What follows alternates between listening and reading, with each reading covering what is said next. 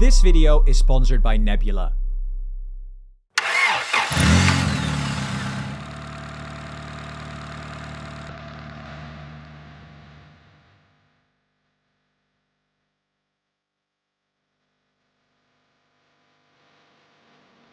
Poland is right in the middle of a geopolitical crossfire.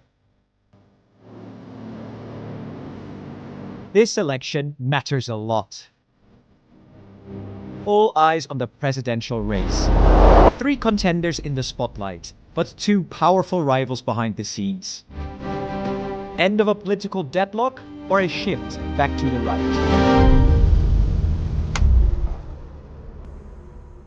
Poland has just wrapped up the first round of its presidential elections, where citizens had the chance to choose from a field of over 5 candidates. Out of this crowded lineup, 3 contenders stood out as the most popular, with one emerging as a clear frontrunner. And Poland's president is a bit more than just a ceremonial role. You see, in Poland's semi-presidential system, there are 2 key roles: the president and the prime minister. The prime minister you might know, currently Donald Tusk from the Civic Coalition. He is the head of the government and holds significant executive power, overseeing the day-to-day operations of the country. And the president is currently Andrzej Duda from the Law and Justice Party. He is the commander-in-chief of the armed forces and has the authority to appoint high-ranking military officials. But crucially, the president also has the power to veto legislation, a power that has proven to be a nightmare for Tusk's current government. While the parliament can override the presidential veto,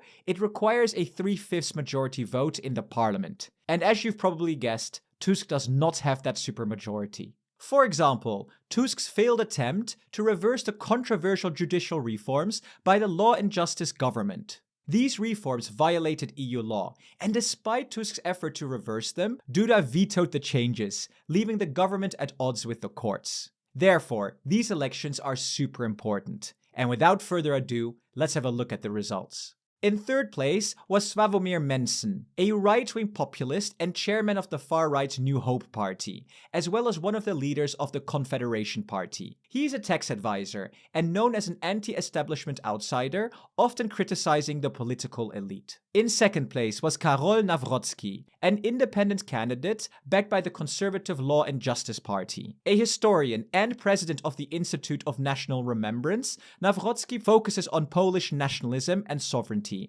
opposing EU influence. He's also an amateur boxer, often showcasing his skills on stage. And at the very top of the leaderboard was Rafał Trzaskowski, from the center-right civic platform and an ally of Donald Tusk. With a background in political science, Trzaskowski is a former member of the European Parliament and is now the mayor of Warsaw. He is the leader of Poland's more liberal urban voters and the main opposition to the Law and Justice Party. But no one is president just yet. Under Poland's electoral system, voters across the country cast their ballots in the first round for their preferred candidate. If no one wins an outright majority, over 50%, the top 2 contenders advance to a 2nd round runoff. This decisive face-off, scheduled 2 weeks from now, will see these 2 candidates return to the polls for a direct head-to-head contest. Only then will we know who Poland's next president will be. And these 2 leaders could not be more different. Nawrocki's platform tends to be more nationalist, with strong anti-migrant and anti-EU rhetoric, positioning Poland as more sovereign and less reliant on European cooperation. Nie zgadzam się na to, aby Unia Europejska decydowała o naszym wymiarze sprawiedliwości, o naszej edukacji, aby ideologia Zielonego Ładu niszczyła polskie rolnictwa. My wchodziliśmy do innej Unii Europejskiej. My wchodziliśmy do Unii Europejskiej, która jest wspólnotą gospodarczą. He's also a big fan of Donald Trump, aligning with Trump anti-immigration stances and pushing back against woke values. Nawrocki argues that Poland should focus on building an alliance with the US rather than deepening ties with the EU.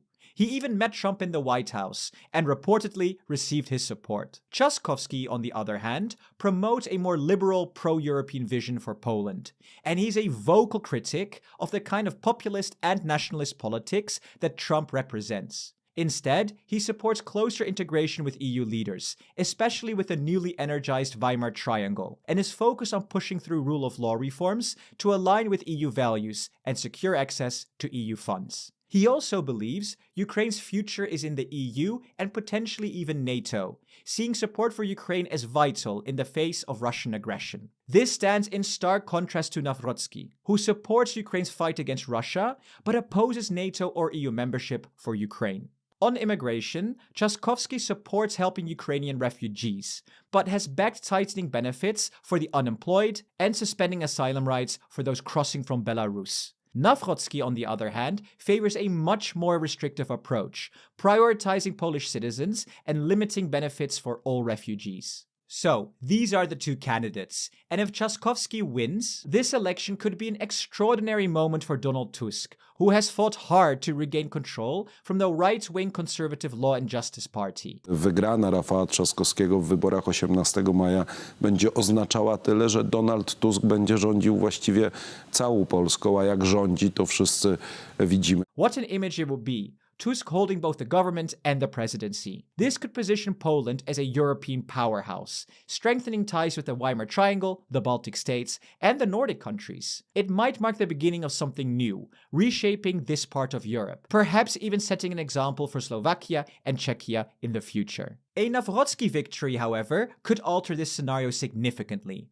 Government legislation would continue to face presidential vetoes, something that happened once again this week when Andrzej Duda blocked an effort to reform social security payments. This means a significant struggle in the government until the next election in 2027. And on the 1st of June, we'll find out who takes the crown, and with it, the power to shape Poland's future for the next 5 years. And if you haven't noticed already, I love elections. Staying up all night, not knowing which way it will go, and then finally at the end of it all, feeling either thrilled, disappointed, or just plain relieved. But you know what I also find fascinating? Our European history. And of course, one of the biggest events was the Second World War. I recently stumbled across a new creator with a series called Real-Time History, 16 Days in Berlin. Literally 16 episodes, covering the last 16 days of the Second World War, focusing on Berlin, and in such incredible detail. He dives into the big personalities on both the Red Army and the German side, and how they negotiated ceasefires and eventual peace. Even after Hitler's death, the fighting continued. I love maps, and the series is full of them, even showing troop movements. Not to mention first-hand accounts from soldiers involved. Heartbreaking and fascinating. Now, this kind of content is exclusively available on Nebula, our video sponsor. Nebula is a creator-owned streaming platform made for people who want high-quality content, without ads, without algorithms, and without distractions. It's where top creators post their best and deepest work, original series, extended versions of YouTube videos, and thoughtful deep dives you won't find anywhere else. Like Real-Time History, 16 Days in Berlin, or War Room, or TLDR's WTF America, also known as What to Follow USA, and much, much more. With my link, you can get 40% off Nebula. That's just $36 for an entire year, or $3 a month at go.nebula.tv/EU Made Simple. So go and watch these series now and enjoy my videos ad-free and dive into some of the best, most thoughtful content out there right now. Thank you so much for watching, and if you are interested, check out the Romanian or Portuguese election results right here. And thank you to our presidents, Jan Schauke, Christian Peter, HEVD, BJ Unite Europe, Stefan, and Mr. Probot. See you in the next video.